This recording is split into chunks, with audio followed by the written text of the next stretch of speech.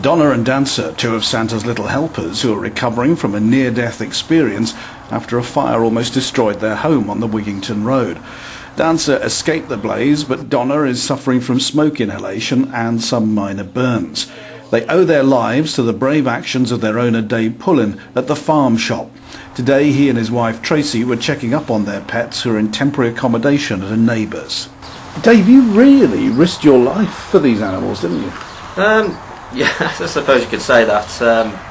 It was more a case of not thinking and acting and looking back and thinking how stupid, because it was quite a light at the time when we got there. There were a lot of flames, there was a lot of smoke, the glass was falling out the ceiling, and probably rushing in there was probably the stupidest thing I've ever done. But they're like family to us at the Reindeer, and the thought of not going in would have never crossed my mind. What was your reaction when you went in? I was absolutely horrified. When I came round the corner, because I was a couple of minutes behind David because it took me slightly longer to get dressed, and when I went round the corner all I could see was flames, smoke. There was the sound of all the glass coming down out of the ceiling, and I could just see his face in the shape of him at the back of the grotto, and the reindeer, and he was shouting and trying to get her out. He was just shouting her name. But you clearly love these animals. Absolutely. And I can see why, because they're beautiful. So what else could you do, I suppose?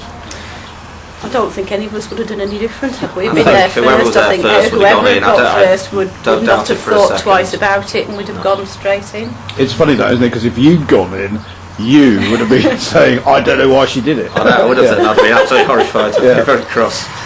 And this is the grotto at the farm shop.